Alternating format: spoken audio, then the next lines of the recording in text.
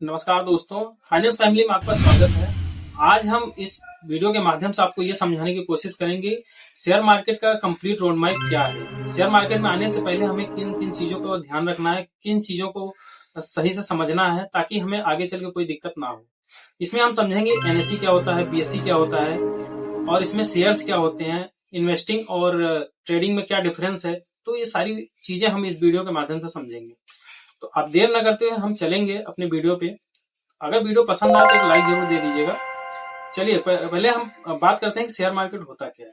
देखिए, share market एक ऐसी जगह है जहां कंपनीज अपने शेयर्स बेचती हैं और लोग उन्हें खरीदते हैं। अगर आप उस शेयर्स को खरीदते हैं, जो खरीदता है वो ही उस कंपनी का क्या हो जाता है, हकदार हो जाते हैं। यानी कि एक कंपनी का, मान लो एक रिलायंस कंपनी है, एग्जाम्पल से समझते हैं कि वो 100 शेयर्स निकालती है।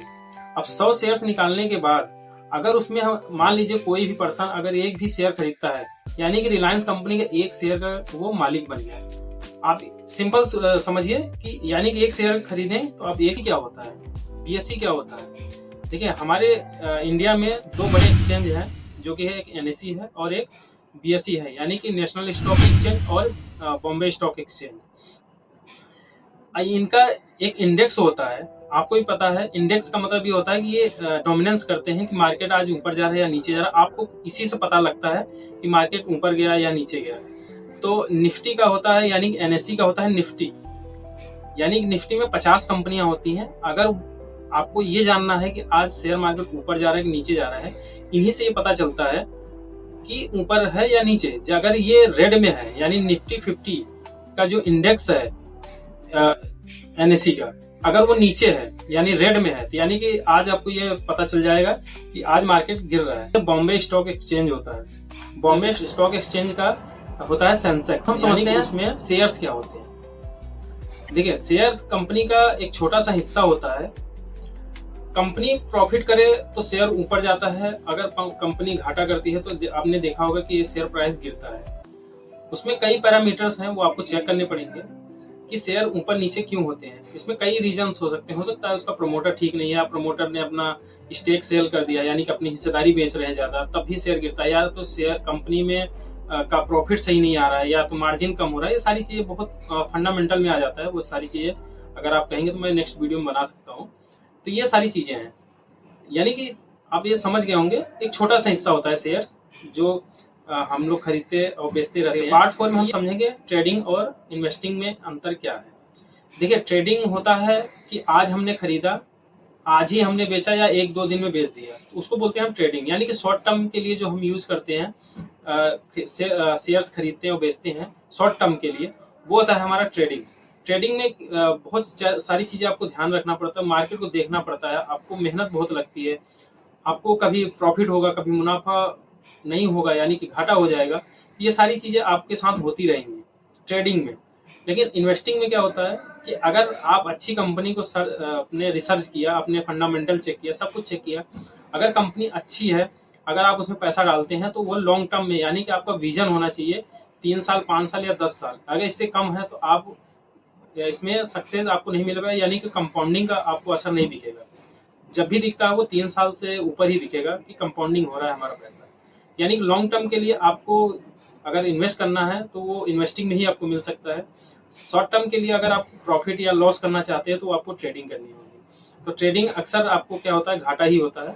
ट्रेडिंग में बहुत कुछ सारी चीजें आपको सीख के ही करनी पड़ेंगी। अगर आप बिना सीखे करते हैं, प्रैक्टिस नहीं करते हैं, तो आपका नुकसान होना यहाँ पे तय है। जैसा कि सेबी कहता भी है कि 99% लोग यहाँ पे पैसे कमाते ही है ट्रेडिंग में। तो अच्छा यही रहेगा कि आप अच्छे कंपनी में इन्वेस्ट कीजिए और लॉन्ग टर्म के लिए कीजिए, यानी 3 साल के ऊपर का ही विजन आप रख के कीजिए। अब 5वें में हम समझते हैं रिस्क क्या होता है। देखिए, शेयर मार्केट में प्रॉफिट और लॉस दोनों होते हैं, ये हम सभी जानते हैं। यहाँ पे लॉस और प्रॉफिट, अगर कोई आपको ये बोलता है कि यहाँ पे गारंटी प्रॉफिट होता है, यानी या तो वो झूठ बोल रहा है या तो उसको पता नहीं है।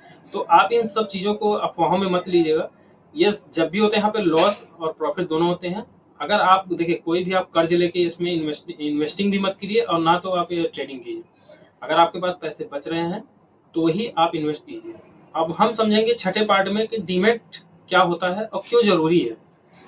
देखिए, डीमेट अकाउंट, जैसे हमारा पैसा बैंक में रखा जाता है तो हमें क्या जरूरत पड़ती है कि अकाउंट की जरूरत पड़ती है।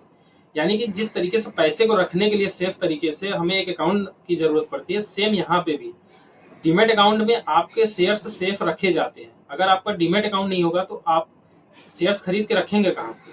आप खुद सोच के देखिए, अगर मेरा एक अकाउंट नंबर नहीं होगा, स्पेसिफिक नंबर नहीं होगा, तो हम उसमें रखेंगे कहाँ पे? यानी कि डीमैट अकाउंट होना बहुत जरूरी है। और आप डीमैट अकाउंट खोल भी सकते हैं, मैं डिस्क्रिप्शन में लिंक दे दूंगा। मैं अपस्टॉक चलाता हूँ, अगर आप और भी हैं, जैसे कि कई कंपनियां हैं, अपस्टॉक हो गया, आपका एंजल वन हो गया, जीरोधा हो गया, ये सारी चीजें कंपनियां बढ़िया हैं। कुछ रूल्स होते हैं जो हमें फॉलो करना ही करना है। अगर आपको नुकसान से बचना है तो ये सारी चीजें आपको रखनी पड़ेंगी। देखिए, जल्दी अमीर बनने का सपना मत देखो। शेयर मार्केट में आप आ रहे हो तो कभी भी आप ये सोच के आ रहे हो कि हम आज पैसा डालेंगे और 2 महीने 3 महीने या साल भर में डबल हो जाएगा। नहीं, आप सोच के देखिए कि अगर आप एफडी करते हैं तो आपको 10 से या 11 साल में आपको पैसा डबल होता है। आप वहां पर रख के, जो कि वहां पर इतना आपको ब्याज भी नहीं मिलता है, यानी कि पैसा आपका डिक्रीज ही होता है, यानी कि महंगाई से कम मिलता है आपको, तब भी हम वहां पे रखते हैं 10 साल के लिए। तो यहाँ भी आपको 4 से 5 साल 6 साल रखेंगे तो धीरे धीरे कंपाउंडिंग का असर होगा, तो आपका पैसा भी डबल होता है, अच्छा खासा आपको प्रॉफिट भी होता है। यहाँ दूसरा है, टिप पर भरोसा कभी मत करिए। कोई आपको टिप दे रहा है कि मैं आपको गारंटी रिटर्न दे रहा हूँ, तो या तो वो झूठ बोल रहा है, या तो उसको नॉलेज नहीं है, या तो आपके साथ स्कैम होने वाला है। और तीसरा है, पहले सीखो फिर इन्वेस्ट करो। मेरा एक देखो गोल्डन रूल यही है कि आप सीख के इन्वेस्ट करेंगे, खुद से करेंगे, तो आपको ये पता रहेगा। अगर आपका लॉस भी जा रहा होगा ना, तो आप बेचेंगे नहीं उसको। देखिए, अगर हमें पता है कि हमने क्यों इन्वेस्ट किया है तो हम बेचेंगे नहीं। अगर आपको नहीं पता होगा तो आप जल्दबाजी में बेच देंगे, तो आपका लॉस बुक कर लेंगे, तो वहां पे आपका नुकसान। लॉस अगर होता भी है तो घबराओ मत कभी भी। आप पहले एनालाइज करो कि जिस चीज के लिए मैंने इन्वेस्ट किया था वो चीज सही है कि नहीं। जो सोच के हमने इस कंपनी में पैसा डाला था वो चीज काम कर रही है कि नहीं। अगर वो काम कर रही है तो आप बने रहिए। अगर उसमें कुछ भी चेंजेस, जो आपने सोच के डाला था, अगर उसमें कुछ भी चेंजेस आता है, आप शेयर्स आप ना बेच दीजिए, चाहे वो कितने भी नुकसान में हो। अगर वो चीजें चेंज नहीं है तो आप तब तक होल्ड करके रखिए। आपको मैं गारंटी के साथ कहता हूँ वो चीज आपको प्रॉफिट देगी। ये मेरे साथ भी हुआ है। जिस चीज को मुझे मालूम है कि मैंने क्यों इन्वेस्ट किया, अगर उस कंपनी में कोई चेंजेस नहीं है, कोई बदलाव नहीं है, बिल्कुल आप बने रहिए। आपको आज नहीं तो कल, कल नहीं तो परसों प्रॉफिट होगा। यानी कि कभी कभी ऐसा होता है कि रिसेशन चले जाते हैं, यानी कि अच्छी, जब मार्केट गिरना स्टार्ट होता है तो जो खराब कंपनियों का शेयर होता है वो तो गिरता ही है, जो अच्छी कंपनियों का शेयर होता है वो भी गिरते हैं। तो उसमें घबराने की जरूरत नहीं होगी आपको, ठीक है। और आपको सबसे बड़ी बात, देखिए, शेयर मार्केट में आपको पेशेंस रखना बहुत जरूरी है। जैसा अभी मैंने बताया कि आपको गिरते हालात में भी आपको पेशेंस बनाए रखना है। कुछ लोग अपना एसआईपी बंद करते हैं। सोच के देखिए, इन्वेस्टिंग में तभी आपको ज्यादा प्रॉफिट है जब गिरते हुए मार्केट में अच्छे शेयर्स आप रखते हैं। तो आपको अपना एसआईपी नहीं बंद करनी है, ना तो आपको अच्छे शेयर जो खरीदे हैं उसको बेचना है, क्योंकि जब बुरे वक्त में सब गिरते हैं और अच्छे वक्त में जितने अच्छे शेयर्स होते हैं वो सब ऊपर जाते हैं। तो आपको घबराने की जरूरत नहीं है। आई होप आपको ये वीडियो पसंद आया होगा। अगर पसंद आया हो तो एक यार लाइक जरूर दे देना, क्योंकि थोड़ा सा हमें भी वीडियो बनाने में बहुत मेहनत लगती है और बहुत ज़्यादा हम एडिटिंग अभी सीख रहे हैं, कर रहे हैं यार, कोशिश करेंगे आप लोगों के लिए। तो बने रहिए और हमारे साथ, और एक लाइक, एक सब्सक्राइब अगर चैनल पे नए हैं तो कर लीजिएगा, ताकि आपको नोटिफिकेशन मिलता रहे। तब तक के लिए धन्यवाद।